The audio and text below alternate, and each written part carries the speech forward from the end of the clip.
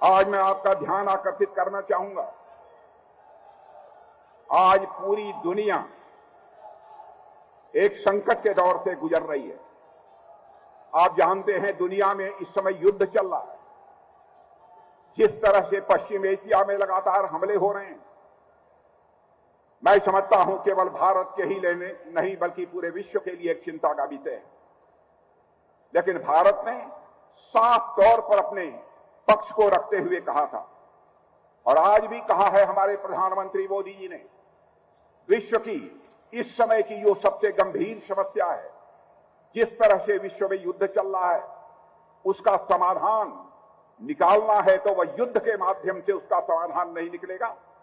उसका समाधान निकलेगा तो डायलॉग और डिप्लोमेसी से ही निकलेगा, बातचीत और कूटनीति के जरिए ही निकलेगा और बातचीत और कूटनीति के जरिए ही विश्व की समस्या का समाधान निकाला जाना चाहिए मेरे बहनों भाइयों। और मैं आप सबसे भी चाहूंगा, आप हमारी बात से सहमत हों कि विश्व में जो इस समय युद्ध चल रहे हैं, जो पश्चिम एशिया में लगातार आक्रमण हो रहे हैं, इनका समाधान यदि बातचीत और कूटनीति यानी डिप्लोमेसी और डायलॉग के द्वारा निकाला जाना चाहिए, इससे आप सहमत हैं तो मैं चाहूंगा एक बार हाथ उठाकर तालियां बजाइए तो मैं मान लूं कि उत्तराखंड की जनता भी इस बात से पूरी तरह सहमत है।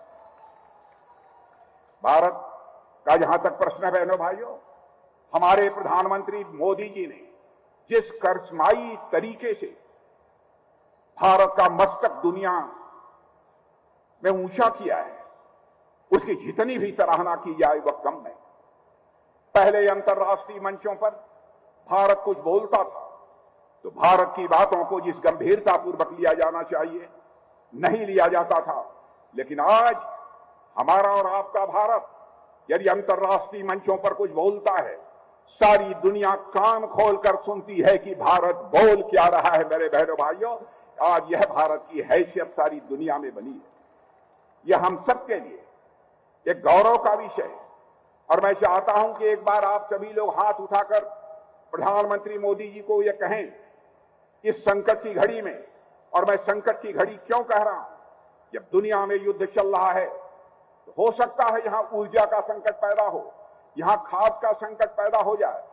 दुनिया का कोई देश बिना प्रभावित हुए नहीं रह सकता बहनों भाइयों। इस संकट की घड़ी में हो सकता है उस संकट से भारत भी प्रभावित हो, लेकिन आज तक हमारे प्रधानमंत्री जी ने अपनी योग्यता, अपनी क्षमता, अपनी सूझबूझ के आधार पर भारत को उस संकट में अभी तक नहीं फंसने दिया है।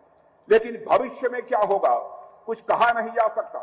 इसलिए आज उत्तराखंड की धरती से मैं या आप सबसे अपील करना चाहता हूं, मोदी जी के द्वारा वैश्विक स्तर पर पैदा हुए संकट को दूर करने के लिए जो भी उनके द्वारा कोशिश की जा रही है, मैं समझता हूं कि उत्तराखंड वासियों के द्वारा भी उसका समर्थन किया जाना चाहिए। मेरे बहनों भाइयों, यदि आप सहमत हैं तो दोनों हाथ उठाकर एक बार अपना समर्थन दीजिए, यह मैं आप सबसे अपील करना चाहता हूं।